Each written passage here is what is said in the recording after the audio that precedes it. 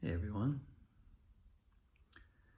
So it's been another big day of doing this work and in a weird way, I've had another day of like really vivid illustration of how this rabbit hole works, how the process of becoming aware of my own subconscious patterns works. Like there's an actual mechanics to it, and it ends up being not really predictable because you never know where you're going to go next, but it ends up unfolding in a really beautiful way, and in a way that I think is ultimately probably pretty universal, because I just spent 2 days on a retreat watching people do this, and it's just remarkable how much we all have in common, and how I can watch someone else go through their process of releasing something, and it's of course entirely based on their story, but it's like striking me and my body's feeling it, and emotions are coming up and memories are getting triggered and stuff's getting released in me just by watching someone else go through this process. So that's been totally amazing. And the thing that this, there's a kind of like sequence of events, sequence of realizations that happened to me this weekend where, yesterday I said on my post, like, I had this session. I got on the call early in the morning and I played some piano, and then Kyle came on and we were talking about creativity, and we were just riffing on all kinds of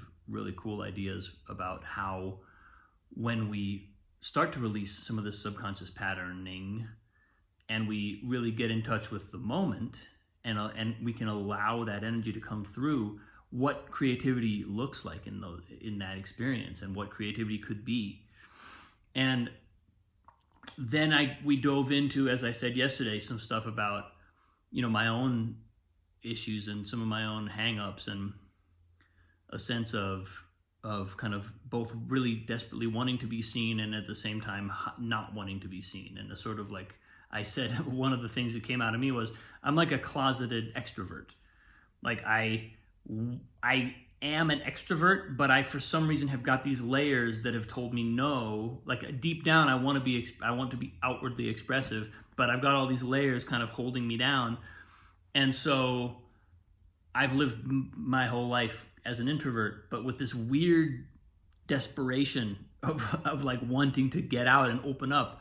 And one of the ways that manifested for me yesterday was in realizing, oh my God, I just want to sing. Like there's almost nothing more revealing than and sort of exposing than singing. Like you can't, if you're on stage singing, or even just in a room singing, you can't hide. Like you're singing.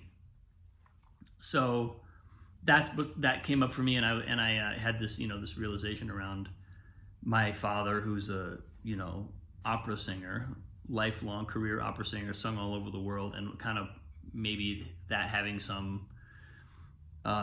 had some effect on me, just never quite wanting to be willing to say I'm a singer, because it's like, compared to that, but coming through that and then saying, okay, I'm a singer, claiming it, letting go of the pattern, right? Letting go of the pattern that says I'm not really, letting go of the pattern that's basically saying I don't really want to be seen. Like it's not admitting that I want to be seen, right? That's the pattern that sort of was making me say I'm not really a singer. I might take voice lessons, I might write songs, I might sing songs, but I'm not really a singer. Saying, let's cut that off. I am a singer, claiming it. Very shortly after that, I had this experience of, I was out on a run yesterday. It was actually when I did my post yesterday, and I got a text from my dad saying, hey, a Wall Street Journal journalist buddy of mine from college, like years and years and years ago, wants to publish an article on me. And I sent him this story about how I was playing with your daughter, Annalise. And so it was like, Annalise used to have this opera book where she would push a button and then the book would play an opera aria. We called it the opera book. And one day, Annalise was playing this game with my dad, and she was like pushing on his knee, and he would sing the aria.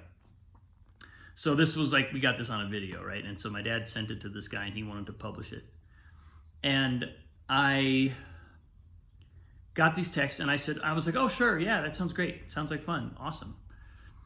And my wife sent a text saying, congratulations. And when I read her text to my dad, I thought, oh my God, it didn't even occur to me to acknowledge him. It didn't even occur to me to say congratulations.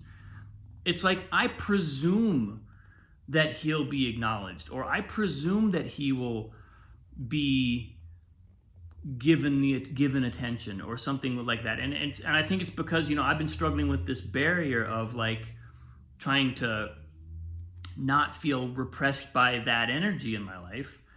And so it doesn't even occur to me to look at my dad and just say, Dad, I love you. Dad, you're amazing. Dad, you're such an amazing dad. Just to like say the truth in a way that he hears it. And so that really kind of blew me away. I was like, wow, this pattern that I've had that's also keeping me limited and feels like it's my own inhibition in a way, also is frustrating this ability to genuinely relate to another human being who's my father.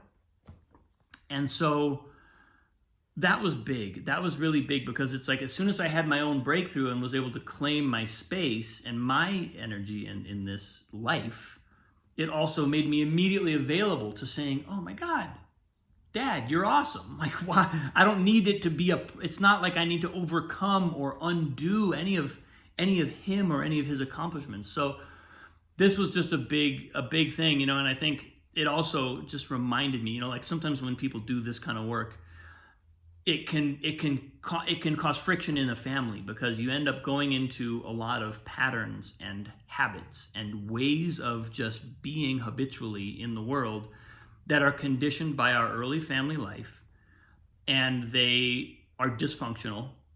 We outgrow them, and they are no longer serving us, and they're painful, and we have to let them go. And a lot of times you go back into your family and there's some kind of shame, or there's some kind of guilt, or there's some kind of pain, or whatever, loss, and so like the whole family sort of has a set of agreements that they're not going to talk about this. They're just not going to go there. It's just a shared mutual, like invisible boundary that we just know we don't cross. And when someone starts to do this work, it can be very threatening to that.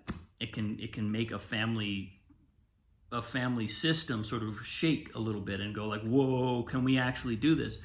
And I'm saying this because my feeling recently is that it's totally possible to do this work and still remain in close contact with your family, especially if you're really willing to look at the whole picture. Like I can talk about my parents, but everybody had parents. This is ultimately lineage we're talking about. It's ultimately a lineage of evolution and a lineage of dealing with trauma and challenges and whatever has happened over the course of generations gets kind of stored. And it really has felt like, especially this past weekend, everybody in the room was just like, it's time for us to let some of that go, to genuinely let it go, and to just come to a new way of being that's not based on these patterns. There's a whole other direction you can look. There's a whole other space and energy available to us literally in every moment. And that's where we need to be. That's where we want to be nowadays. That's how we're going to save the world. That's how we're going to fix our political problems. That's how we're going to fix the climate. That's how we're going to deal with pandemic. That's how we can do literally anything, and it'll be easy. It won't even be that big of a challenge, because you get all of humanity pulling in the same direction, we could probably like colonize another planet in like 2 years. It's just a matter of like, how do we align with our deepest essence? How do we genuinely align with our deepest essence and let go of the stuff that's limiting us? And I guess my strong feeling for today was, we can do that with our families. And in a lot of ways, that's one of the biggest challenges. Can you do that with your family and go there with the people that have also formed a lot of these complexes that you're trying to free yourself from? So that's where I'm at today, folks. It's a long one. Love you so much. Thank you for listening. I will see you all again very soon, I'm sure.